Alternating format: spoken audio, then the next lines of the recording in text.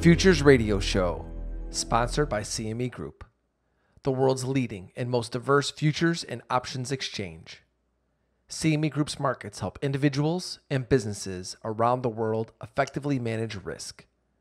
For access to free educational tools and resources for the active individual trader, please visit activetrader.cmegroup.com. Every day, traders and investors dive in to tackle the ever-changing markets to find opportunity. Futures Radio Show is your number one source for answers to the questions that all market participants want to ask. Veteran futures trader Anthony Crudele sits down with the most influential leaders and top traders in the industry. Now, here's your host, Anthony Crudele. Hello, everyone, and welcome to the newest episode of Futures Radio Show, where we will highlight our favorite moments of the show over the past month. But before we get started, I want to thank all of our sponsors: CME Group, Trading Technologies, RJO Futures, and Top Step Trader. So without further ado, let's dial into those top moments of the show this month.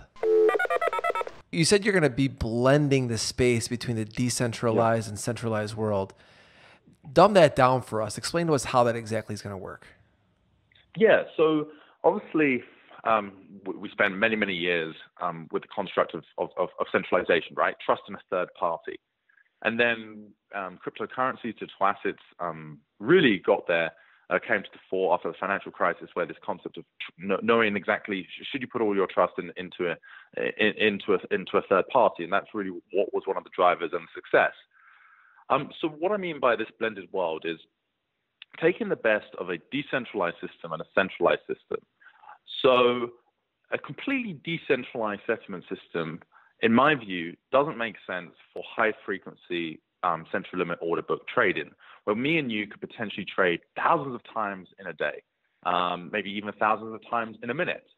That is not possible with a completely decentralized system as it currently exists right now, because it takes time for the confirm of transactions to occur between us. So in Bitcoin, if you waited on one, it would take at least 10 minutes, which doesn't exactly make it safe available for quick central limit order book trading. I think there is an argument potentially for RFQ trades over time, but that's kind of getting off the track. So explaining what this centralized and decentralized blended solution that we've created means is me and you could potentially trade all day, every day on essentially off-chain. And then at the end of the day, you owe me 50 Bitcoin. But we've traded thousands of times, but just the net position is 50 Bitcoin. At the end of the day, that 50 BTC is calculated, and there is an on-chain transaction from your wallet to my wallet. Compare that to the way that a lot of exchanges do this, which is completely off-chain. There is no movement on-chain. So you're essentially relying on the exchange to say, there has been a movement of 50 BTC from you to me. But there's no way to truly validate whether that Bitcoin is actually, one, in your control, and secondly, actually exists, or there's sufficient Bitcoin to cover the total liabilities. And so this is why you've seen things like Tether and other cryptocurrencies lose a lot of value, because there's just this, a lot of it's done off-chain. And so what we're trying to do is bring the benefits of off-chain and on-chain to provide a workable solution for high-frequency trading, but with the benefits of a immutable, decentralized ledger of ownership. Yeah, after reading your story and hearing you talk about your journey today, the one thing that keeps coming to mind is you've got grit. And as far as I'm concerned, if you're going to make it in this business, you have to have grit. You grinded it out when times got tough, and you did what I think few people would do, is step back, say, you know what, I'm going to have to get a full-time job. I'm going to have to learn while I'm working. And my guess is that there's a lot of people out there listening to this show right now that have full-time jobs that want to be in your position where they could leave their job and become a full-time trader. You've been able to do that. Talk to us about how you balance your time between working your full-time job and learning how to become a trader. Yeah, so I have kind of become an early riser since I graduated from college and started working full time. And so, typically I would get up, but between 4 5 in the morning. Most of the time, usually I had my alarm set for 4:30 in the morning, and I would get up and work or do research, code. I had to teach. I don't have a programming background, and so I had to teach myself how to code at that same time as well. And so I would teach myself to code, look at research different trading strategies, and I would typically do that up until I left to go to work in the morning, and then oftentimes spend some hours in the evening as well. But I tried to be pretty consistent. I also have a family, and so I tried to usually spend evenings with my wife and now my couple of kids that I have. But tried to be really consistent, and I think that's key with a lot of areas of trading. But that consistency that I had of getting up every morning and working, I think that really helped me develop my strategy over the course of a couple of years. Hey everyone, I hope you're enjoying the show so far, but I want to pause and thank one of our sponsors, Trading Technologies. I started using TT in the year 2000, and I love it. It is by far the best trading platform I have ever used, and I've tried a lot of them. With TT, you can trade the global markets from virtually anywhere in the world. They are the world's fastest commercially available futures trading platform. I highly suggest you go try out TT, especially because you can try it for free. Just go to tryttnow.com and set up your account. I want to talk about a macro idea or theme that you have that you really believe in, but the market doesn't agree with you, right? I mean, let's face it. The first thing I learned as a trader, one of the first things is know where you're getting out before you get in.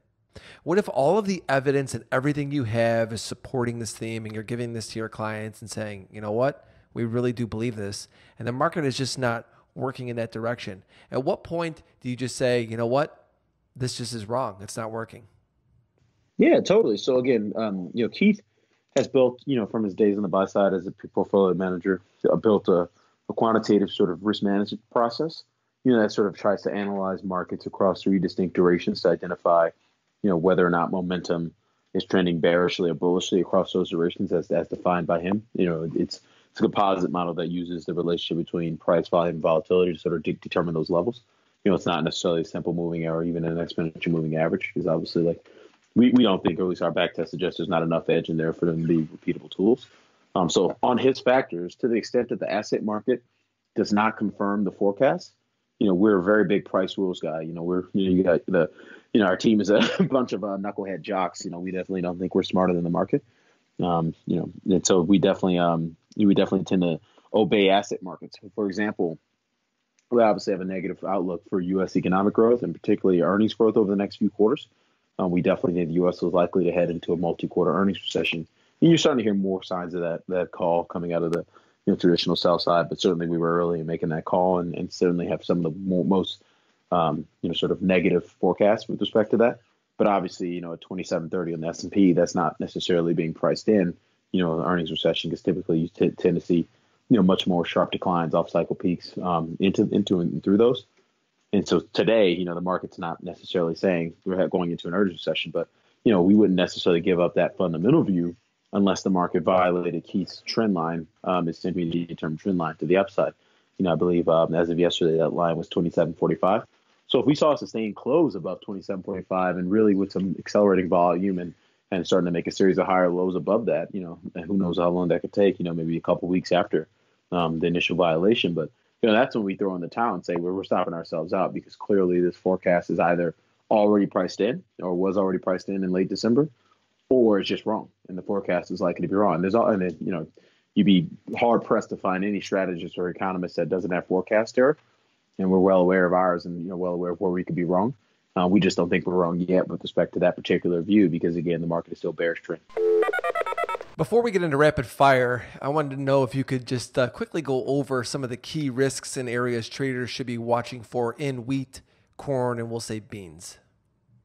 Well, I think wheat is going to start here in the next month or two. You're going to have wheat coming out of dormancy, so it's going to be very important to see quality both in the U.S., Black Sea region, Canada, Europe. Places like France and Germany are major producers within the European Union. So I think that's an area where I think people kind of got to be on their toes. And more specifically, maybe in the U.S., we have a very, very low planted acreage estimate here in the U.S. for this year. So, we need a crop. We got to produce something. And so I think it's going to be important to watch weather this spring. And then around the same time, corn and beans, we're in March, we're going to get our first look from the government on how much we're going to plant. That's going to be massively important to the price pattern for corn and beans, basically from March to the summer. So I would almost argue that come March, factors like that are going to matter more than this trade deal. So I think those are the things that the market is likely going to transition to, really over the next 30 to 60 days. You talked about how you made it personal to you. What do you believe your edge is in using your moving averages in your strategy? The edge I think any of us have is our ability to know our pitch. I'm a big fan of H.A. Dorfman's sports psychology books, and one of them is called The Mental Keys to Hitting. It's a short book, maybe less than 150 pages. And I think for traders, it's a lot like being a batter at the plate. We know what our pitch looks like. And if you don't know what your pitch looks like, you're never going to have trading success, or it'll be sporadic at best. And so what I think about my edge, it's, for me, a trending market. If I have consistency in the color of the candles, and I look for green candles in an uptrend, red in a downtrend, and it's basically, again, predicated on being above the 34 EMA trio or below. First of all, I want to find a trend. A trend to me is always going to be an edge for nearly everybody. I mean, you could be sloppy and do fine in the trend. You could be a great retracement trader and do even better. But trends are very forgiving, so why not trade the most forgiving kind of market? Thank you for listening to Futures Radio Show. If you have any questions or comments for myself or my guests, please visit futuresradioshow.com and sign up to be a premium member for free. If you enjoyed the show, don't forget to leave us a review on iTunes.